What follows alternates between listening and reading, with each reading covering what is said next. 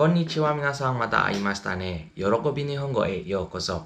今回は第9課勉強していきたいと思っています。Kali ini kita mau belajar bab 9. Bab 9 pada buku IM Japan. Jangan lupa di like dan di share ke teman-temannya yang lagi belajar bahasa Jepang level dasar sampai ke level menengah minasan.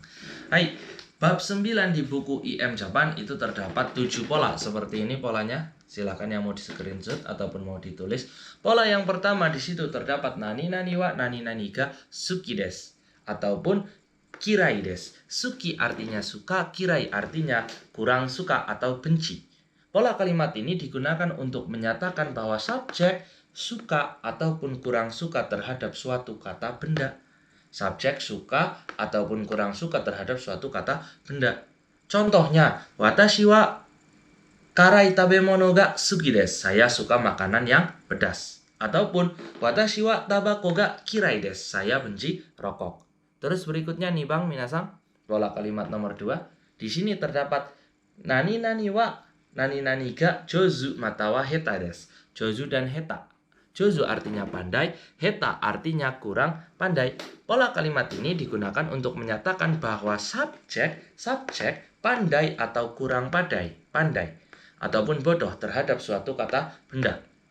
Di sini, kata benda yang bisa dimasukkan hanya kata benda yang memiliki unsur kegiatan ataupun unsur keahlian. Contohnya yang ada kegiatan saka, benkyo, tesuto. Yang ada unsur keahlian contohnya ji ataupun nihongo ataupun sugaku. Kan ada unsur keahlian tapi tidak ada unsur kegiatan. Nah, di sini contohnya watashi wa sugaku ga jozu desu. Saya pandai matematika. Ataupun watashi wa Furansugo ga heta desu. Saya kurang pandai bahasa Prancis. Oke, minasan. Terus berikutnya ke pola nomor 3. Nah, nani nani wa nani nani ga arimasu.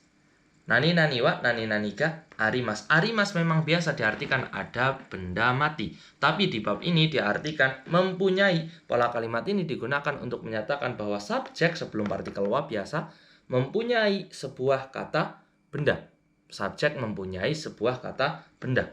Terus contohnya watashi wa otobai ga arimasu. Subjeknya mau orang lain juga boleh. Contohnya semisal Tony-san wa kuruma ga arimasu. Saudara Tony mempunyai mobil.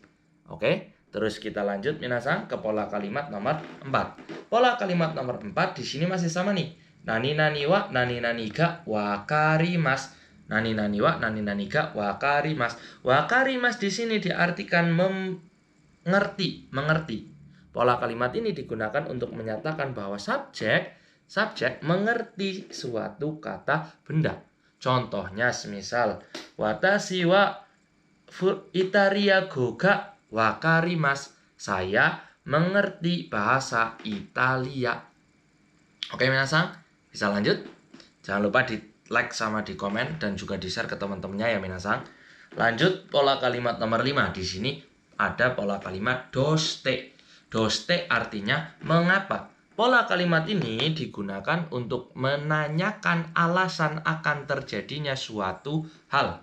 Menanyakan alasan akan terjadinya suatu hal. Contohnya semisal tiba-tiba teman kalian ngomong, "Ashita watashi wa Arabia ikimasu." Terus kan kepo tiba-tiba ke Arabia. Doste desu ka? Kenapa? Terus di situ bijinesu ga arimasu kara ataupun oinori shimasu kara. Mau ibadah ataupun mau bisnis. Doste itu untuk menanyakan alasan akan terjadinya. Kenapa terjadinya suatu hal. Terus lanjut ke pola nomor 6, ada nani nani kara. Terus nani nani. Nah, tadi kan doste untuk menanyakan alasan. Kara ini untuk menyatakan alasan akan terjadinya suatu hal. Sekarang pola nomor 6 ini pola sebab akibat. Sebabnya apa terjadi apa. Oke. Contohnya semisal Nihongo o benkyou shimasu kara gakko e ikimasu. Karena belajar bahasa Jepang pergi ke sekolah. Ataupun bisa juga Nihon e ikimasu kara. Nihon e ikimasu kara. Nihongo o benkyou shimasu. Karena pergi ke Jepang, belajar bahasa Jepang. Jadi pola nomor 6 ini sebab akibat. Terus berikutnya pola nomor 7. Nomor 7 ini ada yoku, daitai, takusang, sukoshi, amari, dan juga zengzeng. Daripada disebut pola kalimat, ini lebih sering disebut kata keterangan. Kata keterangan atau adverbia ya minasang. Nah, kata keterangan ini biasanya untuk memberikan keterangan lebih spesifik mengenai kesan terhadap suatu kata. Contohnya, yoku ini bisa diartikan dengan baik, bisa sangat, bisa juga satunya lagi dengan baik, sangat, terus wasureta, sering. Nah, dengan baik, sangat, dan juga sering. Terus daitai sebagian besar, takusang banyak, sukoshi sedikit, amari tidak begitu, zengzeng sama sekali. Nah, ketika minasang menggunakan amari dan juga zengzeng, pola kalimat yang minasang gunakan harus menggunakan pola negatif. Jadi amari dan juga zengzeng di sini, dua ini polanya harus negatif, harus. Sedangkan untuk yoku, daitai, takusang, sukoshi itu opsional, tergantung apa yang dibutuhkan. Contohnya ketika yoku itu tingkatannya sekitar hampir 100% dengan baik.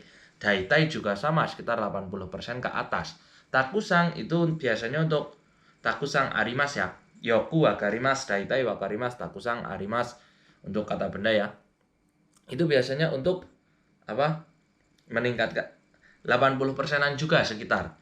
Terus untuk sukoshi itu sekitar 30% ataupun di bawah 50%. Terus ada amari itu 30% ke bawah.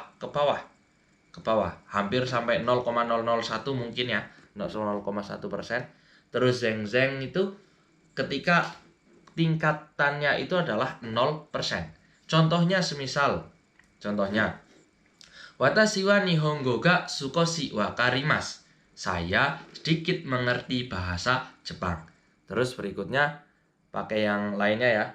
Watashi wa Indonesia go ga yoku wakarimasu. Saya mengerti dengan baik bahasa Indonesia. Terus lainnya, watashi wa Furansu go ga zengzeng wakarimasen. Saya tidak mengerti sama sekali bahasa Prancis. Terus berikutnya amari.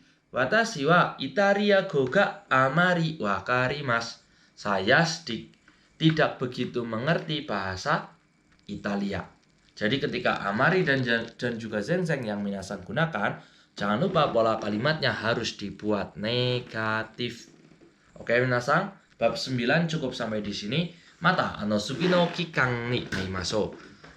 Moshi shitsumon toka komatte iru koto areba コメントしておいて皆さん。じゃあね、バイバイ。